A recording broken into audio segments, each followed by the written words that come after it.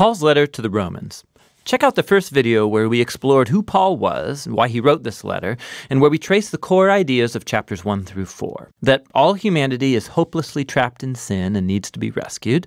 That this rescue is not going to happen by people trying to obey the laws of the Torah. Rather, God's righteous character has moved him to rescue the world through Jesus' death and resurrection so that he could create a faith-based multi-ethnic family of Abraham as his people. Now, in the remaining 3 movements of the letter to the Romans, Paul is going to develop these ideas even more. So remember, Paul's exploration of justification by faith, that when people trust Jesus' death and resurrection was for them, they're given a new status, they're right with God, they're placed in a new family, the covenant people of Abraham, and they're given a new future, the hope of a transformed life. Now Paul wants to show how this reality should reshape every part of our existence, because being in this family means being a part of a new humanity that God is creating through Jesus and the Spirit. So Paul goes back to the first human character of the biblical story, Adam. His name means humanity. And Adam, like all humanity after him, has chosen sin and selfishness. And so everyone faces God's judgment because we've become slaves to sin's influence, resulting in death. But then Paul contrasts Adam with Jesus, who he says is the new Adam, a human who lived in faithful obedience to God, shown through his act of sacrificial love. And now Jesus offers his life as a gift to others so that they can be justified before God. And so Jesus stands as the head of a new humanity that is being transformed by this gift, which leads him to chapter 6. Paul reminds these Christians in Rome that choosing to follow Jesus means leaving their old Adam-like humanity and entering into the new Jesus-like humanity. And their baptism was a sacred symbol of that transition. Their old humanity died with Jesus, and their new humanity was raised with him from the dead. So when a person trusts in Jesus, their life becomes joined to his life. What's true of him is now true of them. It's when people accept their identity as Jesus-like humans that they are liberated to become the wholehearted humans who can truly love God and their neighbor. Now, if creating this new humanity was always God's purpose, Paul asks in chapter 7, what then was the point of God giving Israel the law, or in Hebrew, the Torah?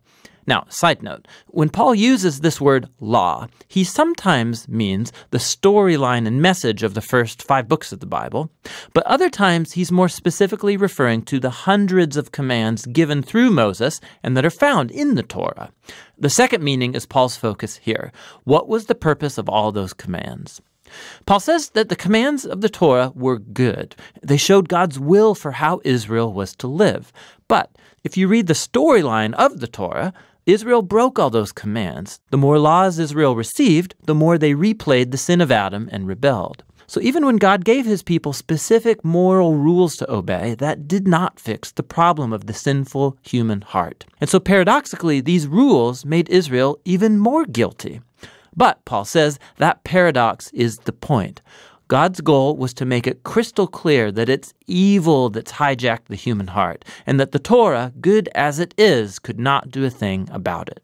But Paul says in chapter 8, the solution has arrived in Jesus and the Spirit. And here's how. The commands of the Torah acted like a magnifying glass. It focused the problem of the human condition into one place, the people of Israel.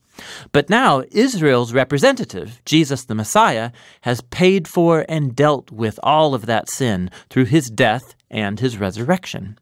And now Jesus has released his Spirit into his new family to transform their hearts so that they can truly fulfill the call of all the Torah's commands to love God and neighbor.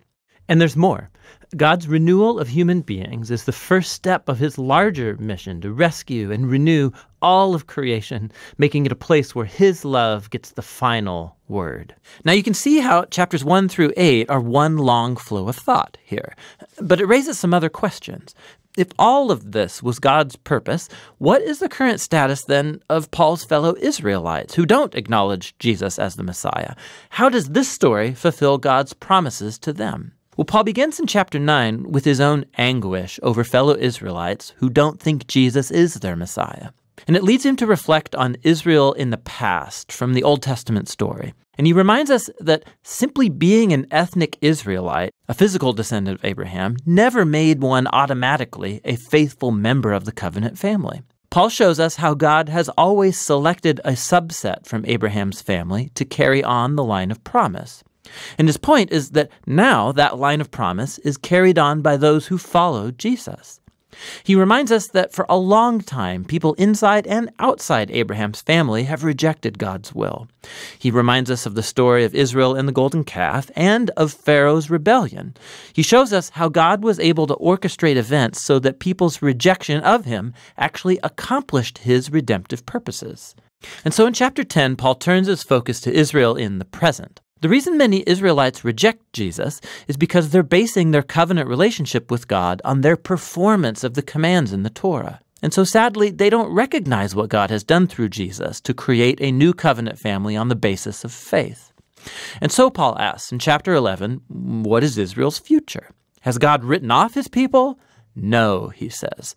There are tons of Jewish people, including himself, who do recognize Jesus as their Messiah, but there are also a lot who don't. But God has been able to use their rejection for his own purposes. It's caused the gospel to spread even quicker and farther into the Gentile world, making the family of Abraham even larger and more multi-ethnic. Paul describes God's covenant family as a big olive tree, and the rejectors of Jesus have been broken off, so to speak, and these Gentiles are like wild branches that have been grafted into the family tree. However, Paul says, one day Jesus will be acknowledged by his own people. He doesn't offer any details about how. Paul simply trusts God's character and promise that he won't give up on his covenant people. Which transitions into the final section of the book, chapters 12 through 16. But remember the big picture. Because of their faith in Jesus, Jews and Gentiles are now together Abraham's family, that new humanity that's being transformed by God's Spirit. And so, this is how God's fulfilling his ancient promises. Therefore, the only reasonable response is for these Jews and non-Jewish Christians to be unified as the church. In chapters 12 to 13, he shows that this unity will come from a commitment to love and forgive each other. Love will look like everybody using their diverse gifts and talents to serve one another in the church.